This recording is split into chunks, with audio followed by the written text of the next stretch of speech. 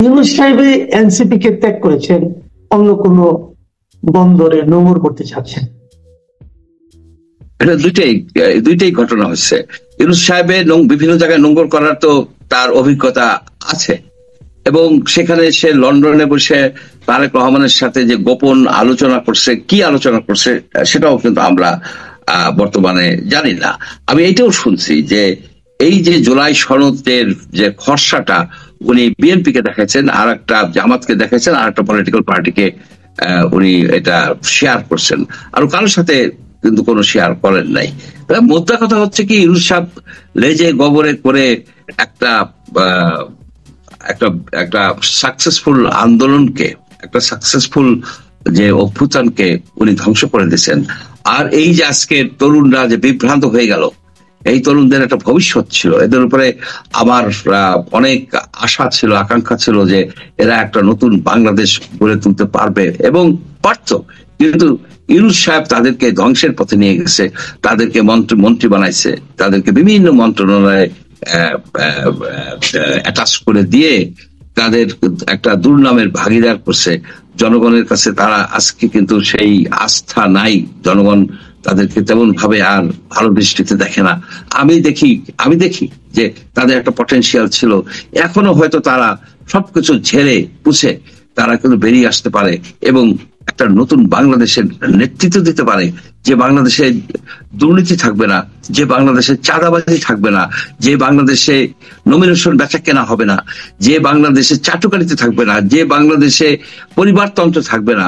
এরা কিন্তু এসব কথা মাঝে মাঝে বলে, এরা যে বলে না, এরা পরিবারতন্ত্রের বিরুদ্ধে কথা বলে, কিন্তু এই জিনিসটাকে একটা যোগ্য নেতৃত্ব দেয়া, তাদেরকে এই শক্তিটাকে ব্যবহার করে বাংলাদেশকে আর এক পর্যায়ে নিয়ে যাওয়া, সেটা ইউনূস সাহেব ফেল করছে।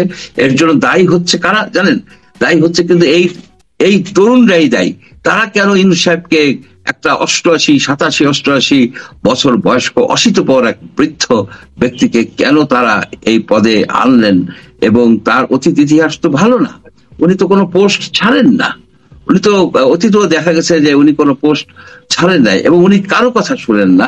উনি বলেন যে আপনারা সমালোচনা করেন, আপনি সমালোচনা করলে কি হবে? উনি তো সেই সমালোচনা উনি কানে নেন না, উনার কাজ উনি করে যান, উনার কাজ উনি করে যাচ্ছেন এবং করবেন। সেই জন্য মনে করি যে বাংলাদেশের এই জীবন থেকে, এই জাতির জীবন থেকে একটা বছর কিন্তু নষ্ট হয়ে গেছে, বৃথা গেছে। এটাকে পূরণ করা কঠিন হবে, এখনো সময় আছে। ইউনূস সাহেবের শুভবুদ্ধির উদয় হোক, উনার দল বল সহ উনি সেই প্যারিস হোক, ওয়াশিংটন হোক, যেখানেই হোক, বার্সেলোনা হোক, সুন্দরভাবে যে জীবন যাপন করুন। আমাদেরকে আমাদের ভাগ্য করতে দেন। আমরা একটা অভাগা জাতি, সেই জন্যই শেখ হাসিনার মতো একজন ব্যক্তিকে আমরা পেয়েছিলাম। সে ছিল বঙ্গবন্ধুর কন্যা, সে বাংলাদেশকে ইউনাইটেড করে অন্য উচ্চতায় নিয়ে যেতে পারতো। ডক্টর ইউনূসের উপরেও সেই আশা করছিল। আমরা যখনই আশা করি, আমরা কেন যেন আশাহত হই? এটা কি আমাদের ভাগ্য? Is it our fate or it is our fault? NCP নেতারা দেশ থেকে কথা ভাবছে, এটার একটা লজিক্যাল কনক্লুশনে আসা যায় এই কারণে যে তারা 5ই আগস্টের অনুষ্ঠানই তো তারা বর্জন করছে, তারা তো এটার মধ্যে আর নাই। ডক্টর ইউনূসের যে কর্মকাণ্ড, তার যে 5ই আগস্টে সে ঘোষণাপত্র পড়লেন, সে অনুষ্ঠানে তো তারা নাই, তারা তো বর্জন করছেন।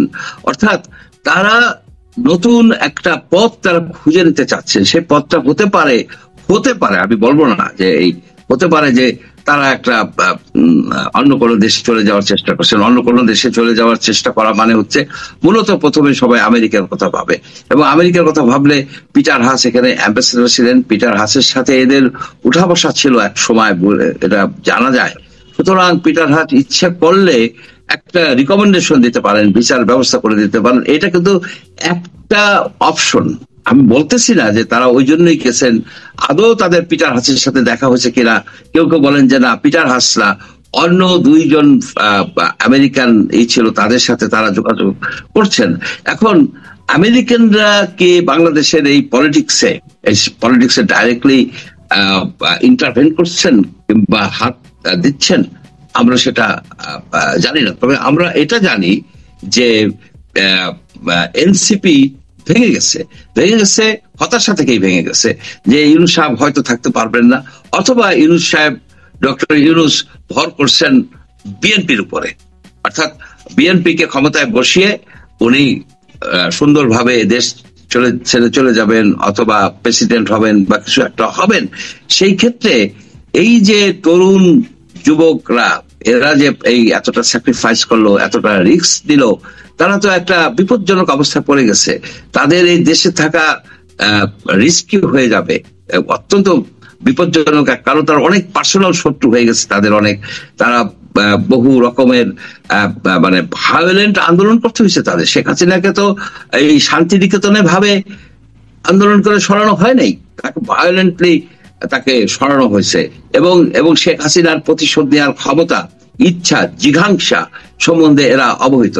সুতরাং তারা হয়তো তাদের সেফটির জন্য তাদের স্ত্রী, যেমন সার্জিস তার স্ত্রী, তাসমিন যারা তার হাজবেন্ডকে নিয়েই গেছেন। সাধারণত এইসব ক্ষেত্রে দেখা যায় যে পরিবার নিয়েই অন্য দেশে যেতে চায়। আমার কাছে এটা একটা সম্ভাব্য কারণ মনে হচ্ছে। আর একটা হতে পারে যে তারা ইউনূস সাহেব বর্তমানে বিএনপির উপরে ভরসা করছেন। আরেকটু জিনিস যোগ করতে চাই। আপনি বললেন যে সামান্থা সার্বিক উনি সরাসরি ইউনূস সাহেবের কিছু বিষয় নিয়ে সমালোচনা করেছেন, ঠিক আছে। তাহলে কি এই জিনিসটা কি এনসিপির আস্থা ইউনূস সাহেবের উপর নেই, নাকি উল্টো ভাবে দেখলে ইউনূস সাহেব এনসিপি কে ত্যাগ করেছেন, অন্য কোনো